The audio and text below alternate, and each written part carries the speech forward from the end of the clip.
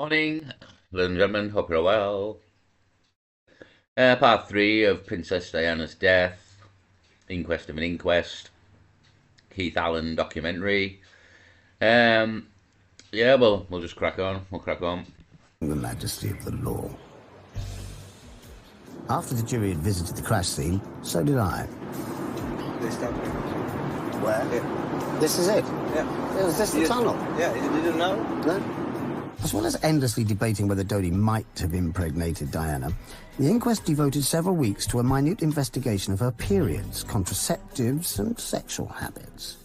It's almost as though the establishment wanted to demythologize her in the eyes of ordinary people by putting her uterus on public display. And by going in with Dodi Fayed and falling in love with him, as I believe she absolutely did, head over heels with the guy, you've got the ultimate cocktail of danger for the British establishment.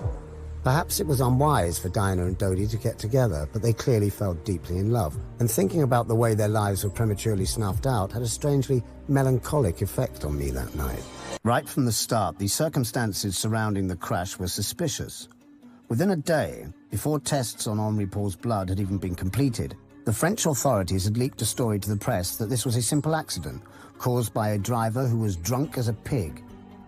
Although the only alcohol he seems to have consumed that night was 2 Ricards, less than 1/4 of the amount the French authorities claimed he'd drunk. He certainly seemed sober minutes before he drove the Mercedes, and within hours of the crash, French police had allowed a road-sweeping van to wash away all the evidence. What a coincidence. Yeah, what a coincidence. CCTV didn't work, washed away the evidence. I mean, it absolutely smacks of...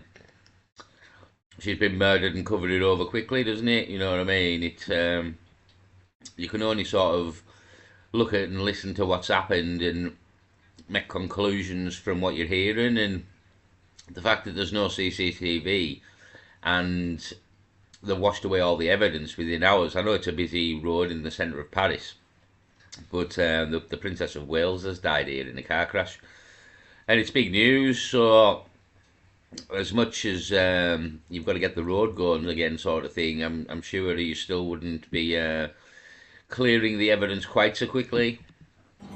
That's exactly what the Pakistan police did in 2007, when they immediately hosed down the place where Benazir Bhutto was assassinated. Yeah, I think, but I'm sure she was assassinated because she said something about Osama bin Laden the day before she was assassinated. She either said he was still alive, or he had nothing to do with 9/11 or something. She said one of them two things, I believe, and she was assassinated the day afterwards. It's so much easier to claim that a death was just an accident if the evidence has been washed away. It's like my electrician. I was at home last week when he arrived, told him what I was doing, and he immediately turned round and said, "Oh yeah, but MI5 did that, didn't they?" And the trouble is, intelligent people believe this shit and get carried away with it. I mean, people do love a conspiracy theory, don't they? Yep. Ah, the gen... Well, I think we do, and people do, yeah, but at the same time, you can only make conspiracy theories. I mean, the Jay Slater case is a very good example of another case where a lack of information can lead to speculation and conspiracy theories, and not just that, but when stuff's suspicious. So, like in this case here, we've seen that right away clearing up the road hours after the accident and getting rid of the evidence. Well, that's suspicious. So when you see something suspicious, so we're watching this documentary here. There's no CCTV, and they've cleared up the accident pretty quickly. This both now, like two incidents here, are suspicious. You know what I mean? And the more incidents you get that are suspicious or would be deemed suspicious, then the more suspicious it looks, the more conspiracy theories will sort of pop up, because you're trying to piece together what's happened. And a bit like the Jay Slater case, like again, it's the reason everybody looks at that is because it's suspicious in so many ways. People have acted suspiciously, tried to run off and not be known. Stories are wishy-washy, have changed, and it's a similar kind of circumstances, to be honest. When a story or someone's death, when the story behind the death is either doesn't make sense or looks suspicious for some reason, that gets people thinking. And it's again this guy here, a reporter. This is a reconstruction of the media tent, and what some of the reporters were saying. As Keith Allen said, he sent the guy in there to record what the reporters were saying. And this is coming out of a reporter's mouth that he had an electrician or something around the house, and the general public, as I said before, um, when right after this happened, the initial sort of feeling for everybody, I believe, was shock. But the second sort of thing, or the second thought, or even maybe the first thought out of your head after shock, was she murdered? Did the murderer have the royal family killed her? Because everything that was going on in the background, with the divorce and the affairs and everything, everybody was well aware of it. And it kind of like, as soon as it happened, I think the second thought or the first thought out of everybody's head was, have they murdered her? So again, this reporter saying, like, someone in the public saying to him, MI5 done it. And I think that was like a pretty much a not the general consensus, but like it was a very well thought thing throughout Britain in the aftermath of this event. And the inquest, in effect, for a lot of people, was to try and prove that the royal family didn't kill her. And already, though, it was in the Royal Court of Justice, so I think everybody knew it was going to be a fucking shit show to start with, to be honest. But yeah, it is what it is. But yeah, it's definitely very suspicious to me, Princess Diana's death. Gentlemen of the press. This is the only way most people get to know what's going on at the inquest, and there's no doubt that almost all of the media had already reached their verdict long before the inquest started. Yet most of the hacks covering it didn't understand the detailed evidence they were hearing, and had no idea of how the establishment was manipulating events behind the scenes and deciding what could and could not be said. The coroner even prevented the jury from knowing about the state of the relationship between Philip and Diana. The prince's letters were redacted, as the court called it, or censored into incomprehensibility, as the rest of us called it. Yet again, Royal Court of Justice won't reveal the prince's words and the relationship because it's the Royal Court of Justice. And again, yeah, just it smacks of a cover-up, smacks of a cover-up. When a close friend of Diana's wanted to tell the inquest about deeply hostile letters that the prince had written to Diana not long before her death, she was forbidden to do so. Initially, I had great hopes for the inquest until I got the gagging order on me.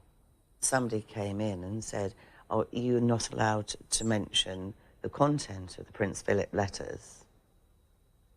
And in effect, it's like having gagging orders slapped on me. The first one was making aspersions on her moral character. It was doubting her faithfulness to Charles before Harry was born. And you just wonder how many people have been paid off in this whole charade. Before Harry was born, again, Harry's not suspected, suspected but not proved. But it's believed to be that he isn't Charles's son. When all this was going on with the American and Markle and moving away and splitting away from the royal family in recent history, a lot of my thinking behind it as well when it was going on was, well, you're not really a royal, mate. You know what I mean? You're in effect the brother of the future king, because your mum was removed from royalty, and you're in effect no relation of Charles in kind of my eyes. I mean, they still play the game and say he is, but is he? That's the thing. I mean, it's a scandal in itself, to be honest, because obviously it's Princess Diana having an affair, having an illegitimate child. But these people, if you go back in history, this is done a lot. You know what I mean? These people sleep around, have affairs, have illegitimate children left, right, and centre. So it's nothing new in them circles, so to speak. But she was the Princess of Wales and the wife of the future king, and she gave birth to a future king. And yeah, just a bit of a scandal if Harry isn't really Prince Charles's, but it's been played to this day that he is, even by Charles. So maybe he is, but again, the ginger hair and the hairline kind of suggests he isn't. But you never know. You never know. There's been a DNA, you'd have to do a DNA test and prove it, but they'll probably just fake that as well, wouldn't they? With the power. So ultimately, we'll never maybe know if Harry is definitely a royal. But again, just said there, Diana's affairs before Harry, uh, which were well known, to be honest. She was a very unhappy woman. Charles didn't love her.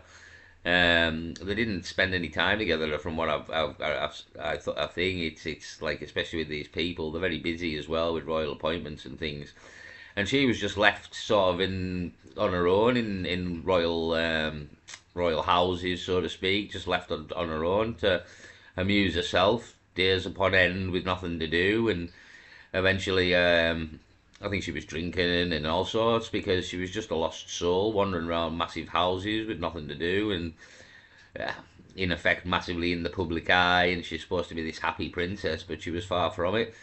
So yeah. It's not fully transparent. If I've had a gagging order, other people have had a gagging order. Why weren't the press more suspicious? Well, journalists have to answer to their editors, who answer to their proprietors, who all want knighthoods. The upshot being that most journalists are instinctively pro-establishment and are unwilling to accept. I mean, you just don't mess with the royal family if you live in Britain, to be honest. It's kind of, I mean, I think that most people in Britain would probably know this. No, it's not like a said thing, but it's the one family in Britain you don't want to mess with is probably the royal family. So, I mean, there's the film The Bank Job, I believe, as well, where there was photos of the Queen's sister. She was a bit of a party girl, and she went to the island of, begins with an M. I forgot the name of the island now. Somebody will be able to tell us in the comments. It was a party island that celebrities and a lot of people went to. And apparently she got photographed, the Queen's sister, nude, and there was naked photos of the Queen's sister. And they were in a bank vault in London. And the Queen and the royal family employed MI6, I believe, to employ bank robbers and to go and rob the bank and get the photos back. I believe there's a film, The Bank Job, with Jason Statham in. I believe the film is, if I remember correctly. And it is in effect, that's the story. The royal family got MI6 to employ bank robbers to rob the bank. And it doesn't really allude massively to that in the film. In it doesn't tell you in as many words in the film. But at the end of the film, they give the photos to a Rothschild, who are very much in conjunction with the royal family, the Rothschilds, and the Queen's chief financial advisor was a Rothschild for an entire life. So at the end of the film, they give the photos to the Rothschilds, and that kind of, in a way, is saying what it was all about and who they were doing it for, without telling you it was for the royal family, because don't think the bank job wanted to risk the wrath of the royal family, possibly. And again, that's the kind of power they have. There was once a small wrestling firm in America called WWF. It's now called WWE. The World Wildlife Fund, which is a Prince Charles kind of entity, has the sort of symbol or the insignia WWF and the branding, and he took on the World Wrestling Federation for the WWF sort of title, and he won, and now the WWF is the World Wildlife Federation. And the WWF wrestling is the WWE now, and that was changed because Prince Charles won a court battle over the Wrestling Federation and made them change their name because he wanted WWF for himself. And wrestling was getting too big and well known under the title WWF, so Prince Charles made them change it to WWE. That the official story about Diana's death just does not make sense. Well, it's difficult to get a man to understand something when his salary depends on him not understanding it. The most daunting aspect was the media attention. And I seemed to be on the front of a newspaper every single day. And the higher the media place you, is the bigger the drop. Just after midnight on the 31st of August 1997, Diana and Dodi left the Paris Ritz in a Mercedes driven by Henri Paul. Diana sat in the rear right seat. She habitually wore a seatbelt. But on this occasion, she did not put it on. When the car was subsequently examined by a crash expert on behalf of the Metropolitan Police, the rear right seatbelt was found to be defective. Had it been tampered with? Was this why Diana was not wearing a seatbelt that? So here we hear it. Seatbelt. Diana always wore a seatbelt. On this particular occasion, she was not wearing a seatbelt because the seatbelt was defective. Again, it's very hard to prove anything in that instance, but again, very suspicious. Just so happened there was no CCTV. Just so happened that a seatbelt was broke. And they've mopped up the scene in hours, so again, it's just more suspicion, isn't it? More suspicion. You can't prove a lot with it, but it adds to the suspicion. At night? And why was the inquest not told about this? Some of the paparazzi outside. And the inquest's not told. Again, Royal Courts of Justice deciding what to say and what they don't say, and what to show and what they don't. Defending the royal family, in effect, defending the royal family, and this is why a lot of people believe Princess Diana was murdered by the royal family, because there was everything that was going on in the background, and obviously the divorce and the children and what she was doing, and the royal family believing that they were going to bring the royal family into sort of disrepute, and what would she ever say, and she was very sort of media savvy, and the media followed her on. It was very dangerous. It was very dangerous, the future for the royal family. Should Princess Diana get divorced, marry Dodi Fayed, and move to America, there could have been in a lot of trouble. And she probably, if this is the truth of the matter, if she hadn't have been killed on this instance here, they probably would have killed her later down the line and some other way in a car crash somewhere else, possibly in America. But the writing was on the wall, the cards were on the table, and in my opinion, she was a doomed woman. She was a doomed woman. She got involved with a family, knew what the family were like, and didn't want to be part of that family anymore. And they knew she was very dangerous. She was very dangerous to them, what she could say, what she could do. And I mentioned, I think previously, in a landmine crusade that she had, and the rumour behind that was because the Queen, who's supposed to be this nice old woman, was the major shareholder in the landmine company that made landmines, and Diana specifically went after this landmine campaign because she was having a dig at the Queen in a way that she couldn't come out and publicly say things about the Queen because she knew she would end up dead, and this is ultimately what happened to her. And she didn't go as far as to actually say the things. She, in death, if Diana could speak, she will very much regret having not said everything that she wanted to say before they got to her, because she had a lot of information on the royal family that could have damned them, and she had that as that was her ammo. That was what she had in the locker to protect herself, but she couldn't protect herself from death. And had Diana lived through this incident, there was no way she would have. There was no way they would let her. But had she lived through this incident, then Diana got to speak. There could have been a lot said. There could have been a lot said about the royal family, and there's a lot of reasoning behind why this family would kill this woman. There is a lot of reasoning, and I wouldn't say a lot of truth, because that's what we're sort of looking at here. But it does look very suspicious. But the reason to kill this woman for the royal family was high, real high, and that's why a lot of people believe that they did, because there's all the suspicious stuff we're starting to see here in the case. But she was a very dangerous woman to the royal family. Inside the hotel set off in pursuit, but their scooters and motorcycles were unable to keep up with the much more powerful car. Police evidence given at the inquest confirmed that by the time the Mercedes entered the Alma tunnel, all the pursuing paparazzi had been left far behind. So the media tried to blame the paparazzi in minutes and hours after Diana's death. But it was proved in the inquest that due to the speed of the car and the paparazzi all on sort of mopeds and bikes, they couldn't keep up with Henry Paul in the car, and by the time he got to the tunnel, all the paparazzi will be long gone, but the car was still followed by a white car and some bikes. So they believe these not to be the paparazzi, and there was someone else. So who were they? And yeah, so it's kind of proved that it wasn't the paparazzi that were behind the car at the time.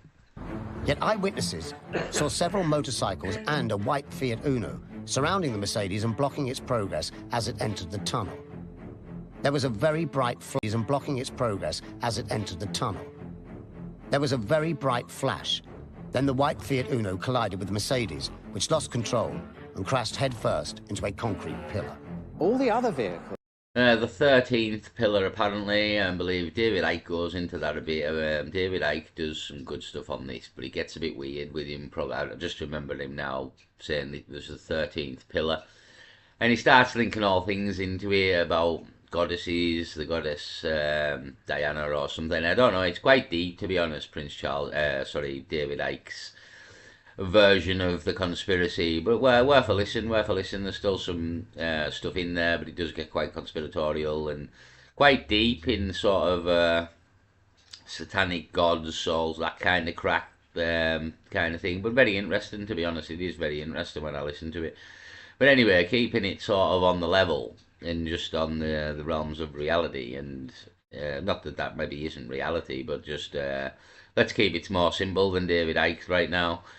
And yeah, the 13th pillar, and there's the talk of the Flash, and what was the Flash, and did he blind the driver? I believe David Icke goes into sort of MK Ultra, and the driver was in some way hypnotized by somebody, by the CIA, kind of MI5 kind of crack is what I think David Icke says, and the Flash was in effect a signal, a hypnotic signal that he'd been programmed to just turn left as soon as the flash happened, and he turned left straight into the pillar. So that's kind of a David Icke theory, I believe, but keeping it a bit more simple, the flash still could blind the driver and he could crash into the pillar depending on the tunnel and what was going on and the other drivers. So yeah, but a white car and a flash been reported from the very beginning. The white car was never found and never identified, or the driver never identified. And we're thinking the bikes here weren't the paparazzi. The paparazzi were long gone due to the kind of bikes they had and the speed of the car. So again, more suspicion. have never been identified.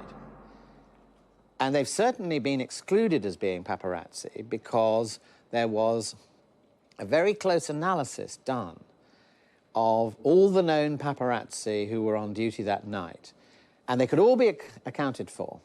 So, who was riding those motorcycles? Who was driving the white Fiat Uno? Witnesses saw the Mercedes being closely pursued and surrounded by several motorcycles as it drove into the Elmer Tunnel. Now, the jury in their verdict found that following vehicles were guilty of manslaughter. The media read following vehicles and translated into paparazzi. Now, the jury never said that. So the question is, who owned or who was driving the other vehicles, either motorcycle or car? The jury decided. That's, we've never known, to be honest. The white car's never been identified. And yeah, the media turned it to say it was the 17 paparazzi, but as it was said there, the paparazzi were established to have been not near the car at the time. The car had burned them off. And yeah, who was it? And again, this all just got covered up really, and it was said to be the paparazzi, but according to this, and according to the inquest, it wasn't the paparazzi, but that was the picture that was painted by the British media to the British people in the aftermath of it. That these unidentified drivers had committed a criminal act. So why are neither the French nor British police trying to trace these killers? Do MI6 kill people? Are they allowed to? So Richard Dearlove said... MI5 and MI6. MI5, I believe, operates within Britain, within England. MI6 operates outside of England or Britain, and that's the definition between the two. One is home defence. One is home defence abroad, so to speak. And James Bond, obviously famously James Bond, famous films, etc., books, is an MI6 agent, I believe, or MI5 agent. I think it's MI6 because he goes abroad. But anyhow, he's got a license to kill in the film, and in effect, that's what these people have. A license to kill to protect well, in effect, the royal family, I suppose. The country, the state, the royal family, the crown. They have a license to kill. So what the guy's saying here is has MI6 ever killed anybody before? And the answer is yes. They'll have killed many, many, many, many people.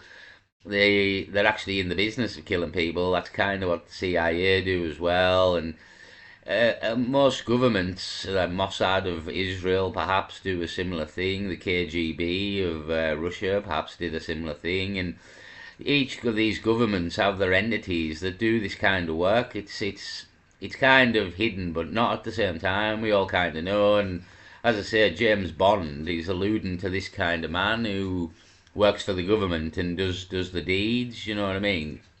So, yeah, have MI6 ever killed anybody before? And the answer would be yes. That he was unaware of MI6 ever having assassinated anyone. When you have the head of the British security services calmly announcing we have never killed anybody in the last 50 years, I laughed out loud. What's the point of them then? You know, we've all been to James Bond movies, thanks. We know the security services do a lot of dark stuff.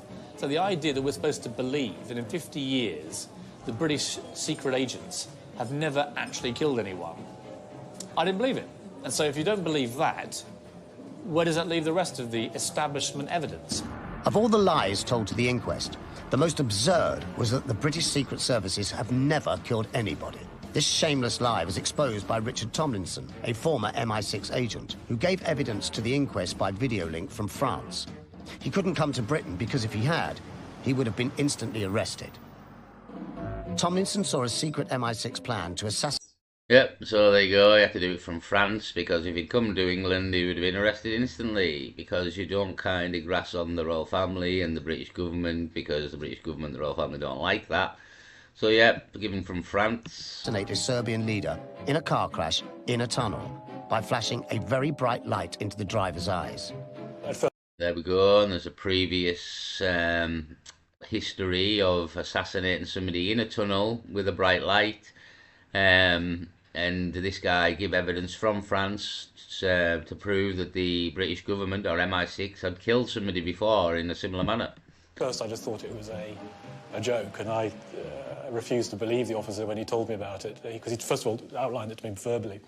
And then I went back to see him a couple of days later on another matter, and he sort of gave me a copy of he showed me the minute to sort of prove that he hadn't been joking about it. And so I remember that very clearly. Well, there have been other times in my life where I have been involved in death, yes. But I can't talk about that. Curiously, several witnesses who were near the Alma Tunnel at the time of the crash reported seeing a bright flash seconds before the collision. Have you ever driven at night when some careless driver is coming at you with his headlights on full beam? Imagine that, 100 times as bright, in a narrow tunnel. The result would be exactly what happened to Diana and Dodi's car. I don't think many people would want me to be queen. Actually, when I say many people, I mean the establishment that I'm married into, because they've decided that I'm a non-starter. Yeah, because she was too nice, to be honest. That's the beauty of it. She was too nice. Like, she wasn't like these people, and I think everybody's seen that, Like, that's the thing with Diana, and that's why people were so adhered to her and loved her so much, because the scene that she wasn't one of them, and she just had love in her heart. She wasn't like a cold, like that. Again, Prince Charles, when he done the interview with her, and whatever love is, and yeah, just she was the one. She was the one that the people loved. To be honest, that's what I got of her when I was young, and again, it was a massive loss. It was a massive loss to the country, to be honest. She was like the shining light in a way, and but as I say, to be honest with you, she was a marked woman, and if she hadn't died here, I think they would have killed her eventually. That's the other side of it. I'll leave it there for part 3. We'll be back with part 4. Peace.